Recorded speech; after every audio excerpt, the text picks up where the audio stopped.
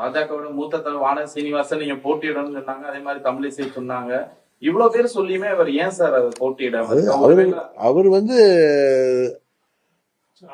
எல்லாரும் போட்டியிட வேணாம், நாம் பிரச்சாரத்துக்கு செல்லலாம் என்பது அவருடைய தனிப்பட்ட முடிவாகத்தான் இருக்கு. இதுல பின்னணியில எந்த அழுத்தமோ இல்ல எது வேற நீங்க நினைக்கிற மாதிரி எது தவறான விஷயம் ஒன்றும் இருப்பதாக எனக்கு தெரியவில்லை.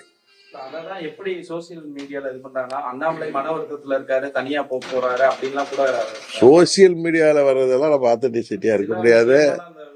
இல்ல, அது நீங்க தொலைக்காட்சிகள்ல எவ்வளவு செய்திகள், தவறான செய்திகள் எல்லாம் சமயத்துல தவறான தகவல்களை எல்லாம் செய்திகளாக வெளியிடுகிறீர்கள். இப்ப பாஜக சார்பாகவும் அதிமுக சார்பாகவும் தவகவோட கூட்டணி பேச்சுவார்த்தை நடப்பதனால நீங்க செய்திகள் வெளியிட்டீங்க. அது உண்மை இல்லைன்னு அண்ணன் இபிஎஸ் அவர்களும் மறுத்தார்கள், சகோதரர் நயனா நாகேந்திரன் அவர்களும் மறுத்தார்கள், உள்துறை அமைச்சரும் அதை மறுத்துவிட்டார். அதனால சில யூகங்கள் கிளப்பப்படுகிறது, சில வதந்திகள் செய்திகளாக்கப்படுகிற போது அதையெல்லாம் பெரிதுபடுத்தி நாங்கள் பதில் சொல்ல வேண்டிய அவசியம் இல்லை. சோசியல் மீடியால சில செய்திகள் தவறானவர்கள் வேண்டுமென்றே சில தகவல்களை சோசியல் மீடியா மூலம் பரப்புகிறார்கள். அதெல்லாம் பொய் என்று தெரிந்த பிறகு எல்லாரும் அதை தூக்கி எறிந்து விடுவார்கள். அதுதான் உண்மை.